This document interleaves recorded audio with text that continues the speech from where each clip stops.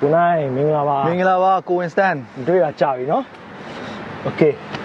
ကိုနိုင်နဲ့ကျွန်တော်အင်တာဗျူးတင်နေတာဗျာကြာပြီဟုတ်အခုမှပဲရောက်ဖြစ်တော့တယ်ဟုတ်ကျွန်တော်လွမ်းဆိုရဲတချင်းလေးကိုနိုင်ထွက်ထဲဟိုကအင်တာဗျူးတင်တာဗျာအဲ့ချင်းလေးကလုံးဝ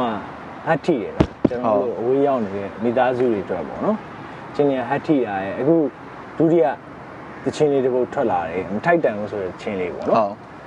အဲ့ချင်းလေးလည်းထွက်လာတဲ့ခါကျတော့ကျွန်တော် view မှရတော့မယ်ဆိုပြီးတော့ကိုနိုင်နဲ့တွေ့ဖို့စီစဉ်လိုက်တာပေါ့နော်ဟုတ်အဲ့တော့ကျွန်တော်အဲ့ချင်းလေးပေါ့ဒီမထိုက်တန်ဘူးဆိုတဲ့ချင်းလေးရောကိုနိုင်ဘယ်လိုမျိုးစပြီးတော့လှုပ်ဖြစ်ခဲ့လဲဘယ်လိုအတွေးလေးတွေရလဲပေါ့နော်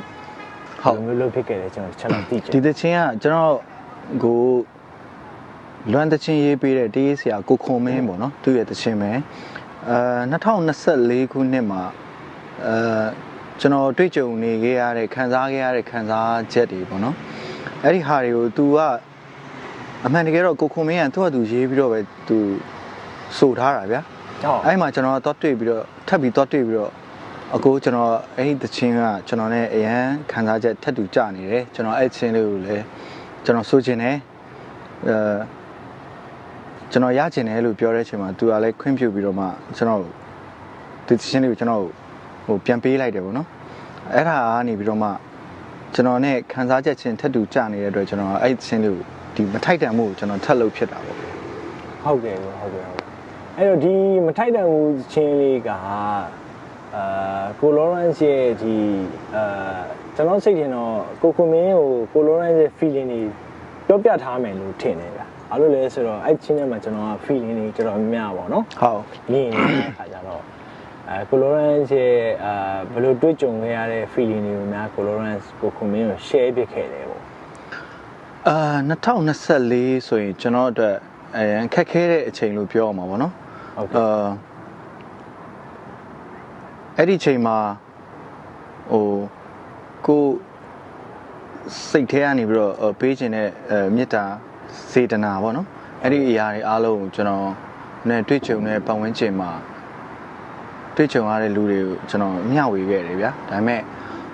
အဲ့ဒီချိန်မှာပဲဟိုကျွန်တော်ကပဲအလောတကြီးတွေပေးမိတာလားမသိဘူးပေါ့နော်အဲ့ဒီအတွက်ဟိုပြန်ပြီးတော့ခံစားရတဲ့feeling တွေကအဲ့တချင်းတွေကစာသားတွေနဲ့တထက်ထဲသွားကြတယ်အဲ့ဒီမှာကျွန်တော်ကအဲ့ဒီဟာလေးကိုဒီတချင်းမထိုက်တန်ဘူးအရန်ကိုကျွန်တော်ကကိုယ်စိတ်ထဲရရောပေါ့နော်ကိုယ်နဲ့လည်းထပ်တူကြနေတော့အရန်ကိုဟိုသဘောကျပြီးတော့ကိုခွန်မင်းကိုကျွန်တော်ခွင်တောင်းပြီးတော့ဟိုလှုပ်ချင်တယ်ဒီသချင်းလေးကိုလည်းကျွန်တော်ထပ်လှုပ်ချင်တယ်လို့ပြောပြီးတော့မှပဲကိုခွန်မင်းစီကနေခွင်တောင်းပြီးတော့ယူခဲ့တာဒီသချင်းဟုတ်ကဲ့လွမ်းသချင်းဆိုလဲဗျာဟိုကျွန်တော်မြင်ရတော့ဗျာဟိုကျွန်တော်တို့လိုခံစားချက်တူတဲ့လူတွေအတွက်မှာတော့ကျွန်တော်တော့ပေါက်တယ်လို့ထင်တယ်ပြီးအခုဒီသချင်းလေးဆိုလဲဗျာမထိုက်တန်ဘူးဆိုရင်အခုပေးလိုက်ရတဲ့စေတနာတွေနဲ့မထိုက်တန်တဲ့လူတွေအကြောင်းပဲဖြစ်ဖြစ်ပေါ့နော်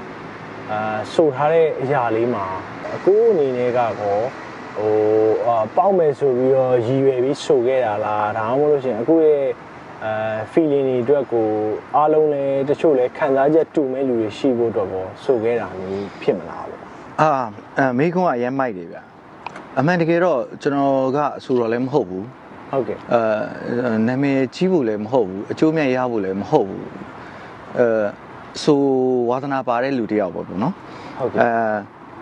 အဲ့ဒီအတွက်ကြောင့်မလို့ဒီပထမဒီလွမ်းသချင်းကိုစတယ်တော့လို့ပေါ့နော်ကျွန်တော်အဆိုဝါသနာပါတယ်အဲ့ဒီအချိန်မှာဘာကြောင့်ငါလဲဒီအချိန်လေးမှာကိုပိုင်သချင်းလေးတွေမလုပ်ဖြစ်ရမှာလဲဆိုတော့ရွယ်ချက်နဲ့ဒီမိသားစုဟိုလွမ်းတဲ့စိတ်ကျွန်တော်တို့မြန်မာပြည်မှာကျွန်တော်တို့တွေနေထိုင်ခဲ့တဲ့အချိန်တုန်းကဟိုပျော်စရာတွေအားလုံးကိုလွမ်းတဲ့စိတ်နဲ့ပထမသချင်းလွမ်းကိုလှုပ်ဖြစ်တယ်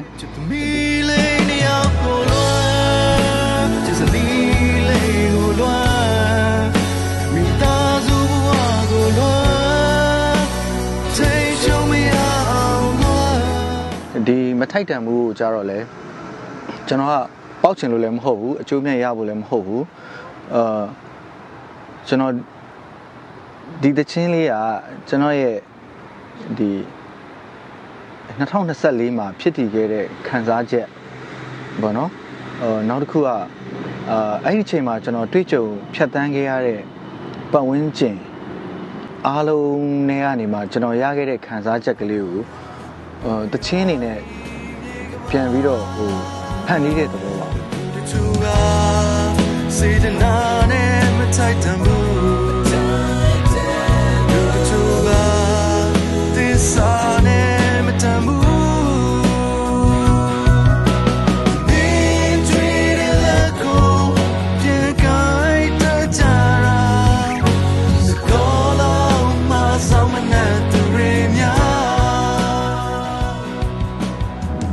ပေါက်တာမပေါက်တာကိုလည်းကျွန်တော်စိတ်ဝင်စားဘူး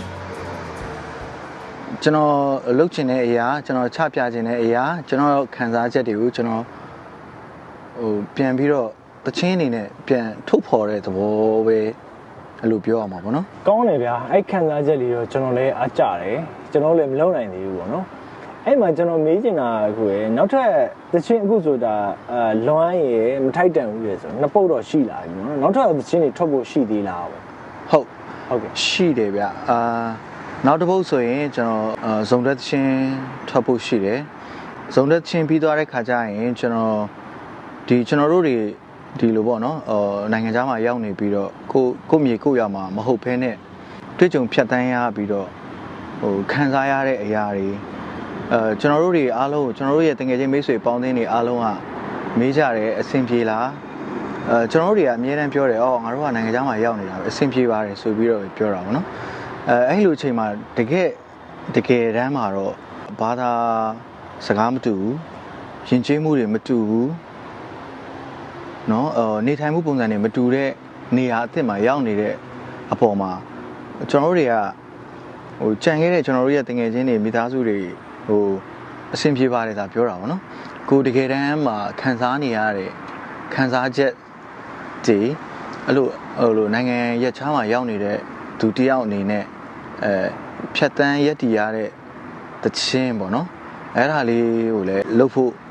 ရှိပါတယ်ဟုတ်နိုင်ငံရက်ခြားမှာရောက်နေတဲ့ညီကိုမောင်နှမမိတ်ဆွေတွေရောတင်မောပေါ်မှာတင်မောလိုင်းနေတဲ့တင်မောသားတွေပဲဖြစ်ဖြစ်ပေါ့နော်ကိုလိုရန်စ်ရဲ့လွမ်းဆိုတဲ့ရှင်နားထောင်ပြီးသွားပြီလားလို့ကျွန်တော်မေးချင်တယ်ပြီးတော့မထိုက်တန်ဘူးဆိုတဲ့ရှင်ကိုနားထောင်ပြီးသွားပြီလားလို့ကျွန်တော်မေးချင်တယ်ဗျအဲ့တော့ကျွန်တော်တို့ဘောမှာတူညီတဲ့ခံစားချက်လေးတွေကိုလိုရန်ရေးအတွေးတွေကိုပေးပြီးတော့ရေးဆက်တီကုန်းထားတယ်ပေါ့နော်တချင်းလေးကိုနားထောင်ပြီးသွားပြီလားလို့ကျွန်တော်တော့မေးချင်တယ်အဲ့တော့ကိုလိုရန်အနေနဲ့ရောပြိသက်ကြီးကိုဗာများပြောချင်သေးတယ်ပေါ့အမှန်တကယ်တော့လူတိုင်းကမေတ္တာစေတနာတွေအားလုံးတွေကလူတိုင်းကထိုက်တန်တယ်ဟုတ်ကဲ့ဒါပေမဲ့ကျွန်တော်အဲ့လိုမထိုက်တန်ဘူးဆိုတဲ့ title နဲ့လုပ်တဲ့အချိန်မှာတကယ်ချင်းတွေကလည်းမေးကြတယ်ပေါ့မေးတော့ဟုတ်တယ်ဒါပေမဲ့ဒီမထိုက်တန်ဘူးဆိုတာကျွန်တော်တို့ဖြတ်သန်းတဲ့ပတ်ဝန်းကျင်ကျွန်တော်တို့တွေဟိုအရင်ပေါ့နော်ကျွန်တော်တို့လုပ်ငန်းခွင်တွေမှာဖြတ်သန်းခဲ့တဲ့အချိန်တွေမှာလည်းကျွန်တော်တို့တွေပြန်စဉ်းစားကြည့်လိုက်ရင်ကိုတကယ်မေတ္တာစေတနာတွေပေးခဲ့တဲ့အရာတွေရှိတယ်ဥပမာကိုယ့်ရဲ့လုပ်ဖို့ခိုင်းဖက်ပဲဖြစ်ဖြစ်ကိုယ့်ရဲ့ညီကောင်မောင်နှမတွေပဲဖြစ်ဖြစ်အဲ့လိုပေါ့နော်အပေါင်းအသင်းမိတ်ဆွေတွေပဲဖြစ်ဖြစ်ဒါပေမဲ့အဲ့ဒီအရာတွေကနေမှတခါတလေကျတော့ကိုပေးတဲ့မေတ္တာစေတနာကိုမမြင်မဲနဲ့ကိုဟိုပြန်ပြီးတော့အထင်မြင်လွဲမှားစွာနဲ့လွဲမှားစွာလေးအဲ့လိုမျိုးဟိုပေါ့နော်မထင်မှန်ဖက်နဲ့ကိုအထင်လွဲတာတွေပါတယ်ကောက်ချက်ချမှုတွေကကျွန်တော်တို့ကကြုံခဲ့ရဘူးလေဗျာဟုတ်ကဲ့ဆိုတော့ဖြတ်တန်းလာခဲ့တဲ့ဘဝအခြေအနေကတော့ဒါတစ်ဖက်မှာပြီးသွားပြီလက်ရှိမှာဆိုရင်ဒါပြစ္ဆုတ်ပံပေါ့နော်အနာဂတ်မှာလည်းဒီလိုမျိုးကိုပေးခြင်းတဲ့မေတ္တာကိုပေးခြင်းတဲ့ဒီစေတနာပေါ့နော်အဲ့ဒီဟာတွေအားလုံးကိုကပေးတင်ပေးထိုက်တဲ့အချိန်မှာပေးပြီးတော့ဟိုပြောတင်ပြောထိုက်တဲ့အချိန်မှာပြောရမယ်ဆိုတဲ့အရာလေးတွေကိုသတိထားပြီးတော့အတိပေါ့နော်အတိလေးတွေသတိလေးတွေရှိဖို့လို့အတွက်ကိုကျွန်တော်ကရည်ရွယ်ပြီးတော့ကျွန်တော်ကိုယ်တိုင်ခံစားခဲ့ရတဲ့ဟာလေးကိုဟိုတချင်းတစ်ပုတ်အနေနဲ့ပြန်ပြီးတော့အတိဆိုထားတာပေါ့နော်